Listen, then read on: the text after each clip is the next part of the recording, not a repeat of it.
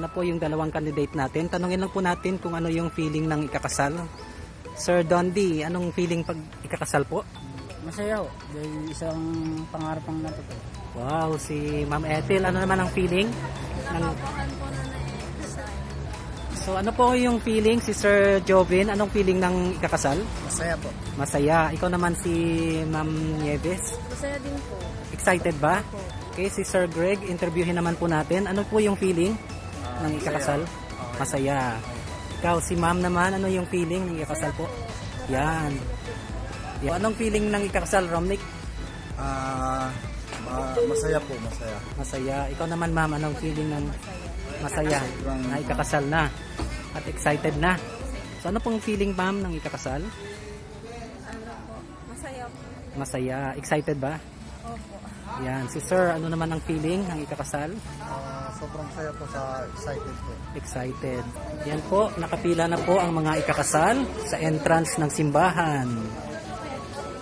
Yan po, sila ang mga bride.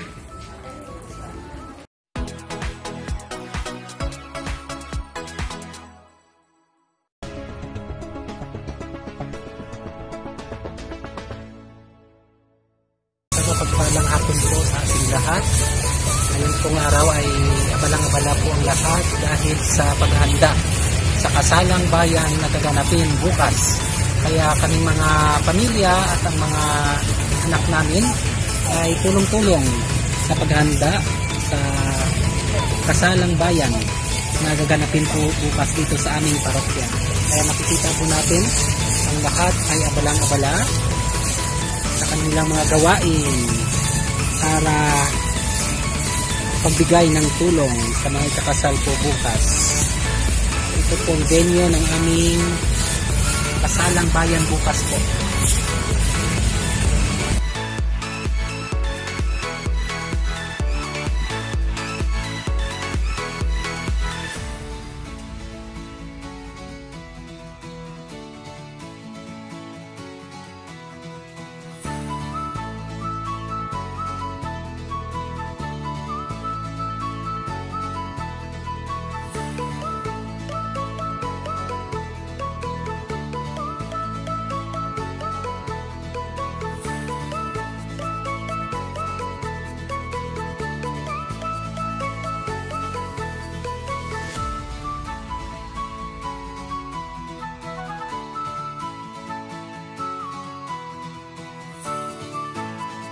Day 2, Dimara Boshua.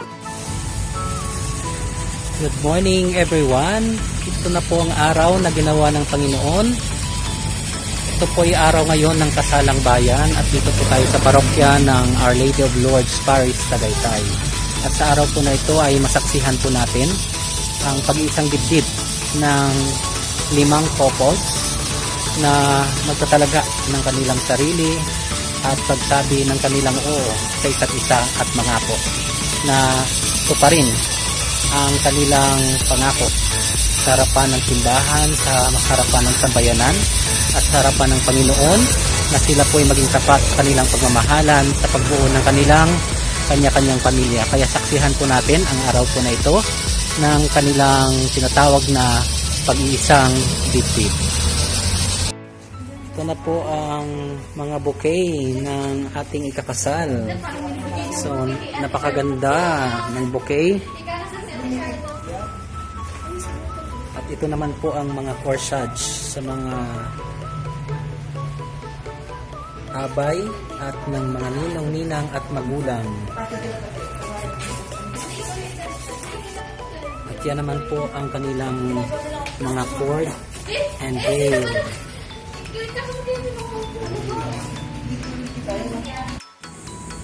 Dito na po tayo sa labas ng simbahan. Ito yung pinaka-entrance ng groom and bride. Tingnan po natin ang mga decorations.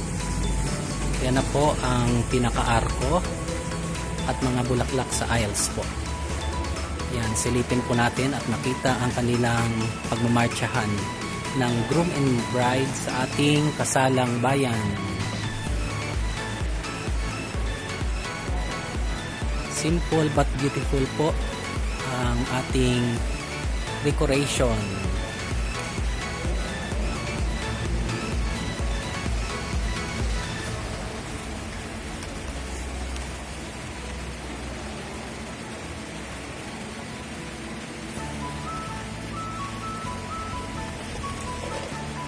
po yung altar. Ready na po lahat ang setup.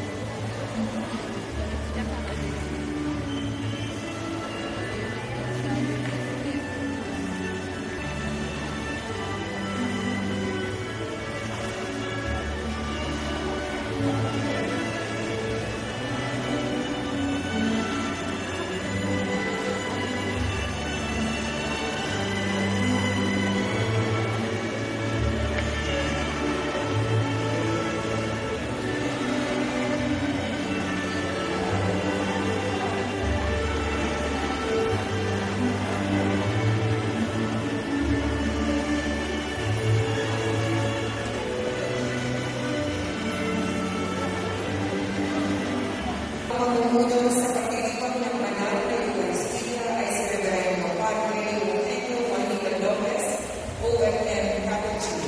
Magsitayo po.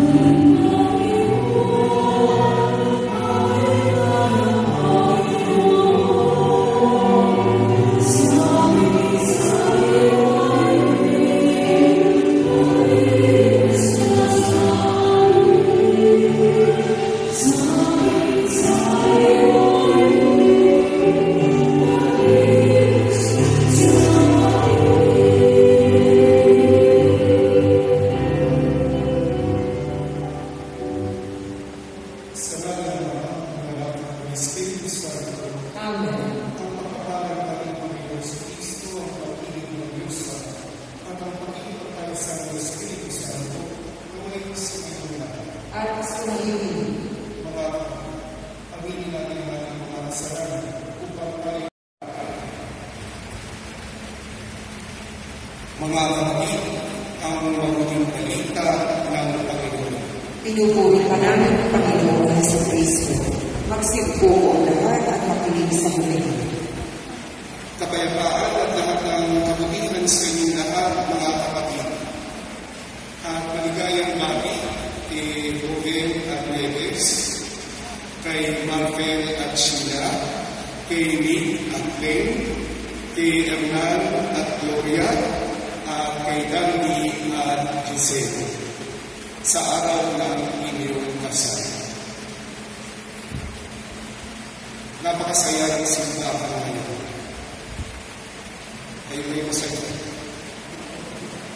Alam ko hindi.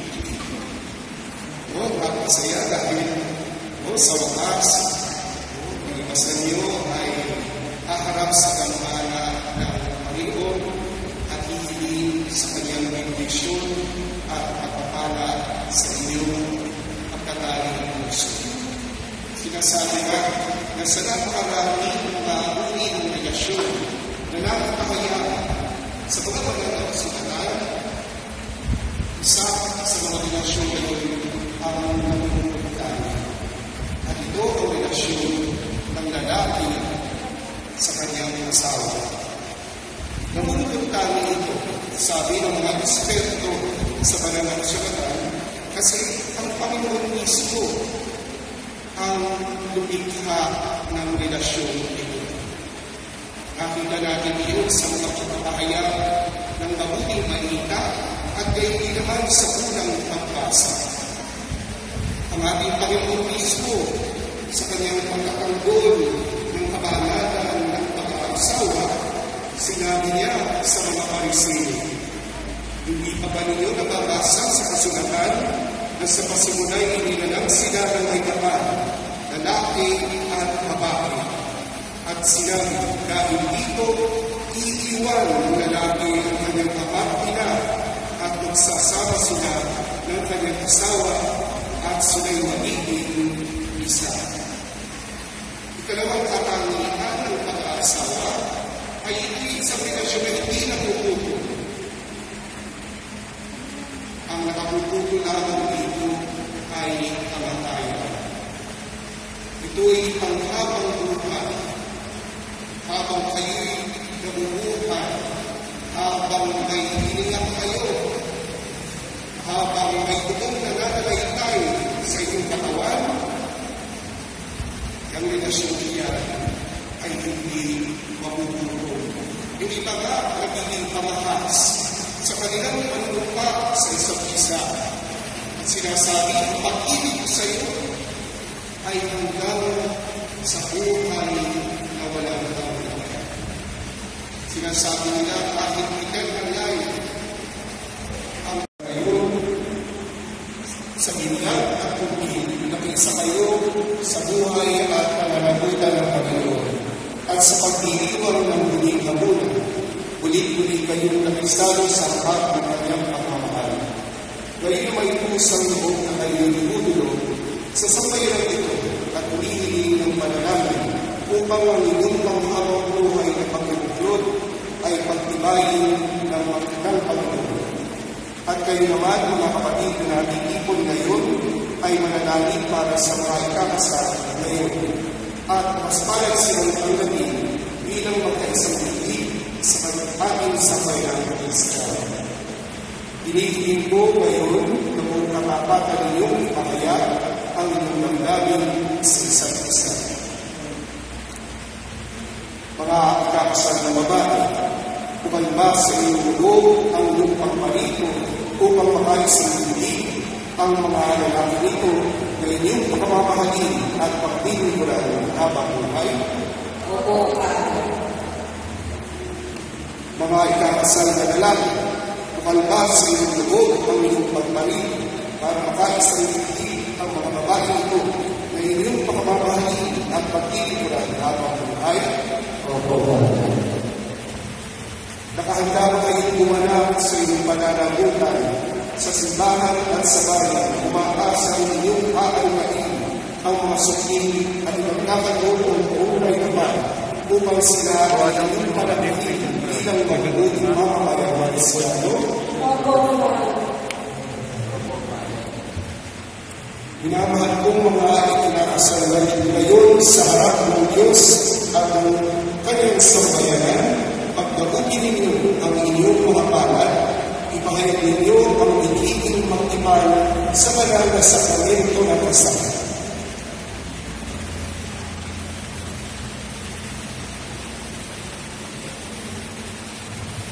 Mga babae, sumasantayan na kayo mag-isawa ang mga lalaki nito na narinig ngayon at isunod sa atas at mga alituntunin ng ating banal simbahan. Kung gusto ba ang pagkakaroon ninyo sa kanila ng inyong sarili bilang kanilang buhay pa? Nakaraan ba kayong malikapin sa piling nila ang mananagutan ng buhay ng kasal? Mga lalaki, sumasampayan na kayo ng inyong asawa at mga babae nito na narinig ngayon at isunod sa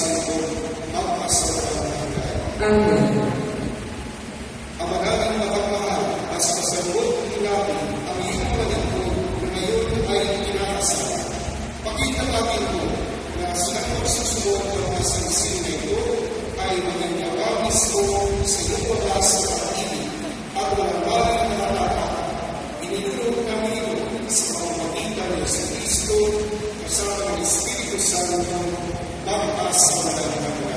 Amen. Amen.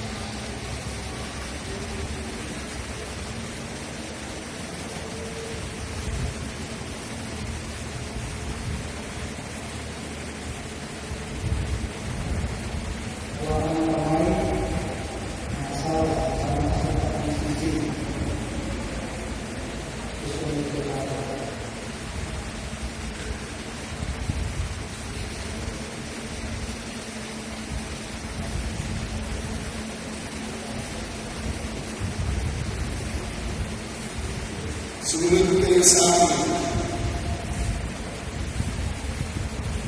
Panginoon yung pangalan ng inyong asawa. Ng anak Eves, kailan may tatak sila. Hindi kita matatak sila. Isud mo, at pakaingatan ang singsing na ito. Na siyang tanda ng aking pag-ibig. Siyang tanda ng aking pag-ibig at katapatan sa ngalan ng mga anak at ng Espiritu Santo. Amen. Sa ngalan ng Ama, ng Anak, ng Espiritu Santo. Amen.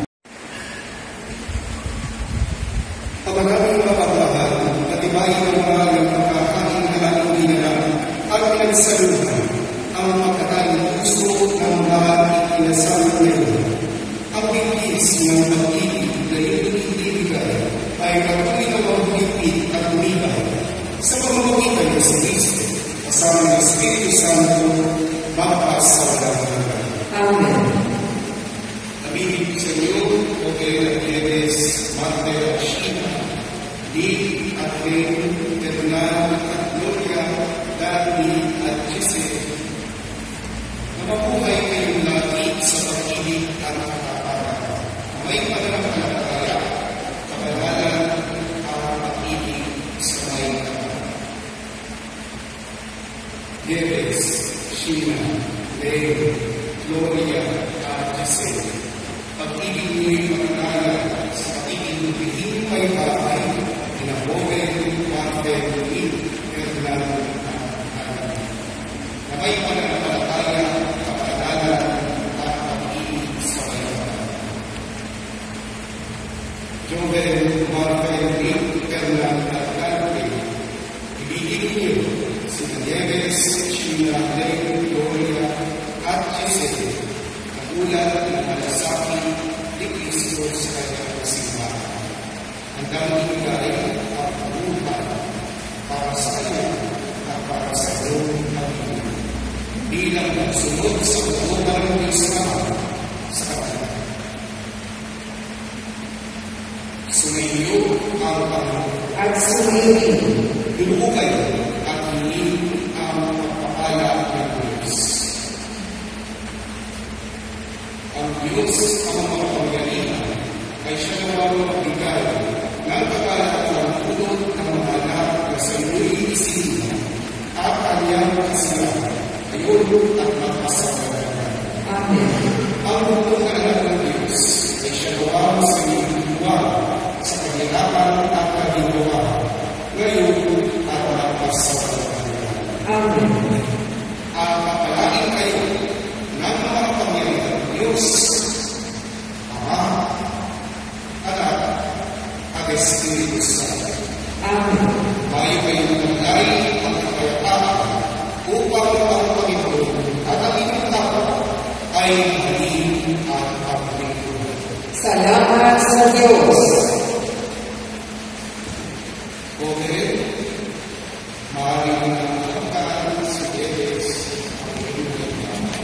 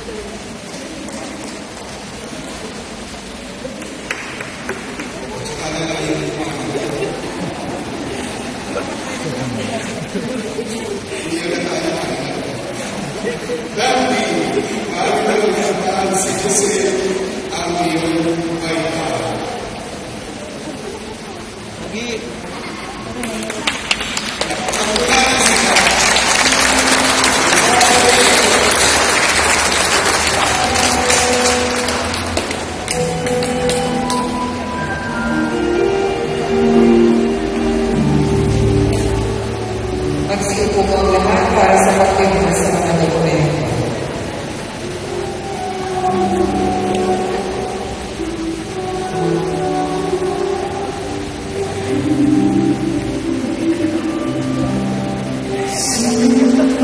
Thank you.